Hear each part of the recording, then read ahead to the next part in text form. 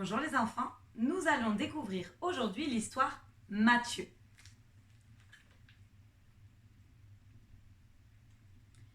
Il y avait une fois un petit souriceau appelé Matthieu qui passait son temps à rêver à des choses impossibles.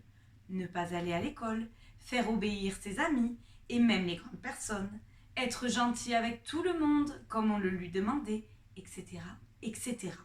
Ses rêves le rendaient triste car il savait bien que la vie n'était pas comme ça.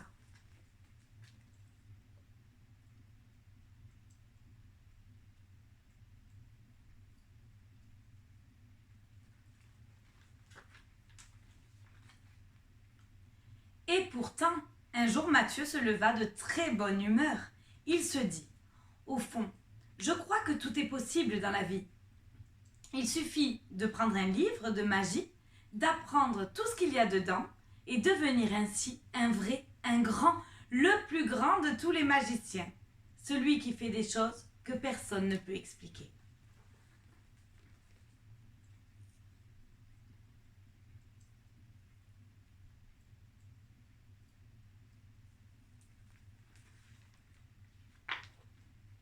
Matthieu avait tellement envie de devenir ce magicien extraordinaire qu'il se mit à apprendre à lire à toute vitesse, à compter parfaitement, à dessiner comme il voulait. Il lut des livres sur tout, apprit énormément de choses. Quand il fut prêt, il alla chercher le livre de magie.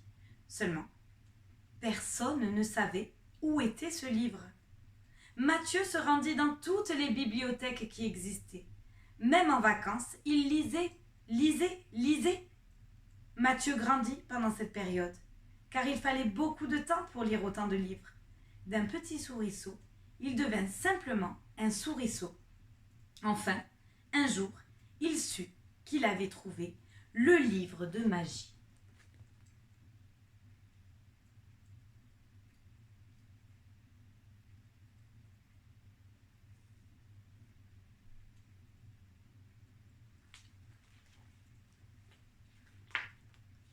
La première chose magique qu'il réussit fut de faire obéir ses parents uniquement avec un regard.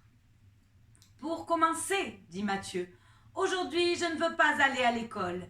Ensuite, je veux que maman ne me fasse plus que des crêpes pour déjeuner et pour dîner. Enfin, que vous m'achetiez la voiture la plus rapide du monde. Je voudrais qu'elle soit rouge. » « Bien, mon chéri, dirent ses parents, c'est comme tu veux. »« Oui, dit Matthieu, c'est comme je veux et c'est bien comme ça. »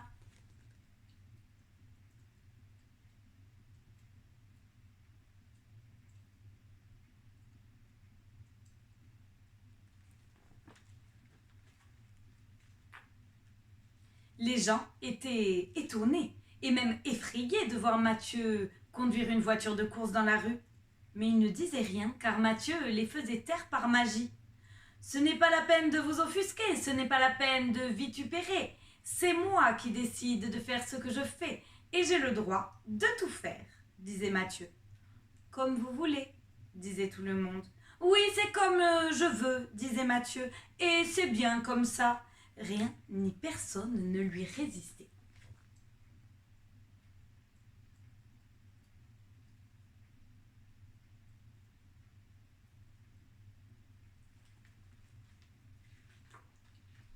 Un matin, Matthieu décida d'aller à l'école car il n'avait plus envie de ne pas y aller. Pendant la classe, il entendit le professeur dire « etc.»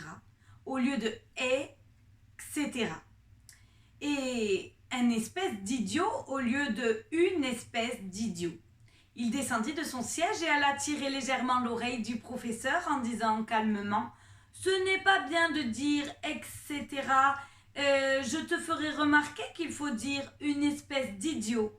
Comme punition, tu auras cette phrase à copier 100 fois dans ton cahier. Je ne dois pas être injuste avec mes élèves car moi-même je fais des fautes que le magicien Matthieu appelle à juste titre des marques d'ignorance. » « Bien, répondit le professeur, c'est comme tu veux. »« Oui, dit Matthieu, c'est comme je veux et c'est bien comme ça. »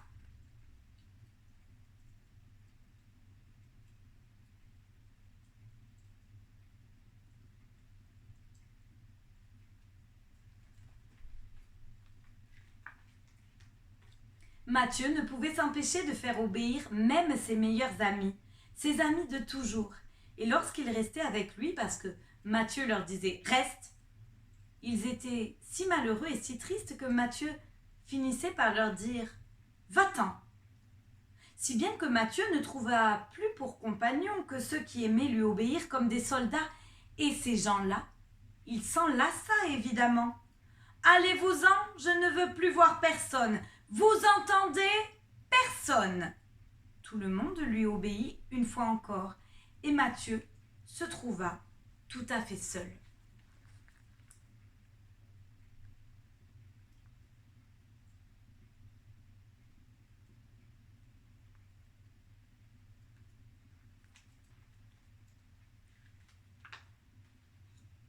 Mathieu dut changer de chambre, car la sienne était trop petite pour contenir tout ce qu'il avait acheté.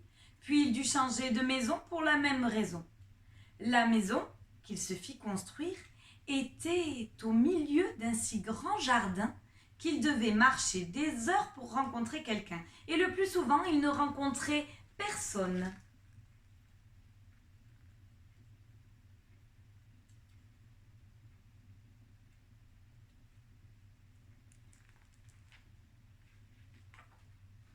Le temps paraissait bien long à Mathieu.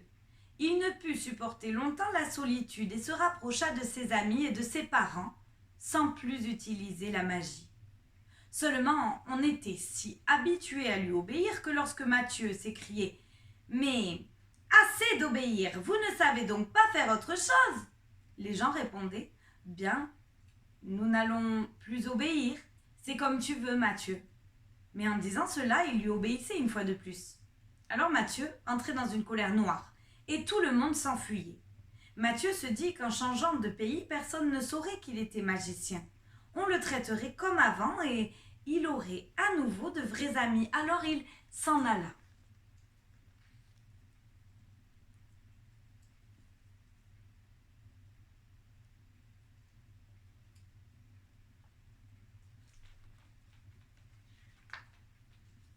Mais dès que son avion atterrit dans le pays qu'il avait choisi, la police lui tomba dessus et lui demanda ce qu'il faisait, sans ses parents. Comme il ne voulait plus utiliser la magie, il ne résista pas et fut immédiatement renvoyé chez lui.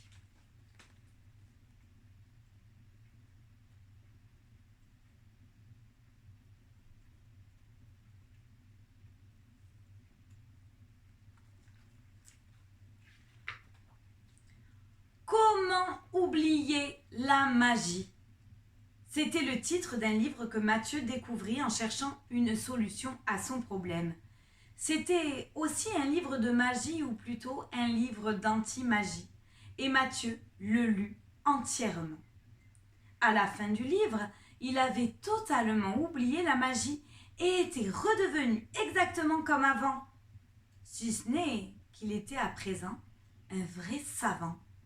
Lorsqu'il alla se promener sur la falaise où il allait autrefois, en fait seulement quelques années plus tôt, il regarda la mer et vit un poisson qui sautait tout à fait normalement. Il se dit que la magie n'existait pas, certainement pas, et qu'elle n'avait jamais existé malgré tout ce qu'on pouvait raconter. Sinon, le poisson n'aurait pas sauté normalement.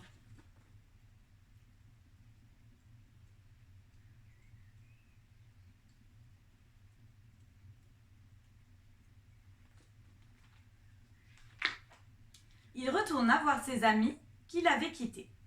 En jouant à Colin-Maillard, il repensa à tous ses rêves d'autrefois. Ne plus aller à l'école.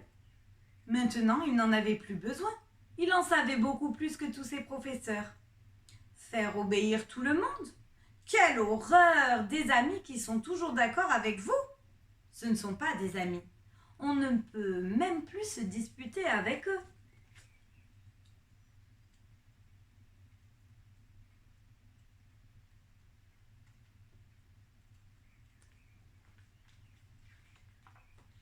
Quand il descendit sur la plage le lendemain, il retrouva sa meilleure amie d'avant, Mathilde.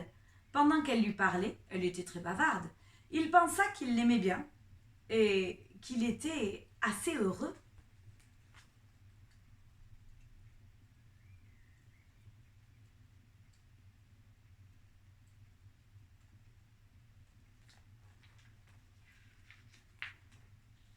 À la fin de la journée, il alla voir son ami Vincent et fit une partie de cartes avec lui.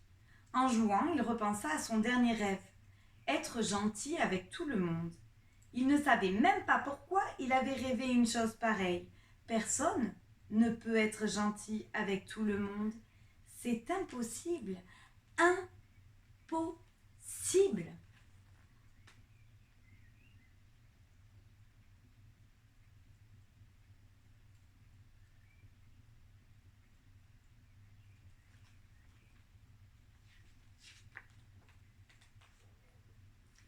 Notre histoire est terminée. À bientôt les enfants.